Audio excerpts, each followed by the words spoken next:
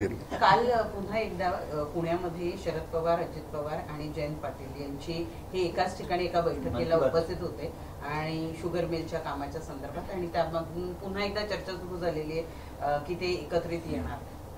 तर त्यांच्या एकत्रित येण्याचा थोडा काही फटका शिवसेनेला बसेल का जर ते एकत्रित आले तर? बघा, शरद पवार असतील, अजित पवार असतील, एक त्यांचे तुम्ही किती तोडलं तरी त्याचे कौटुंबिक संबंध हे तुटणारे नाहीत. कौटुंबिक संबंध आता राजकारणामध्ये शरद पवारांचा हात धरूनच अजितदादांनी काम केलेलं आहे. भविष्यात ते काय करतील, हे जॉईंट काय निर्णय घेतील याबाबतचं आजचं काय सांगणं हे मला उचित होणार नाही, परंतु एकत्र येतील असा सर्वांचा अंदाज आहे. आणि त्याचे हे प्रोसेसचा एक भाग म्हणून गेल्या 3 महिन्यापासून त्यांची असलेली जवळकीक हे आपल्याला दिसून येते.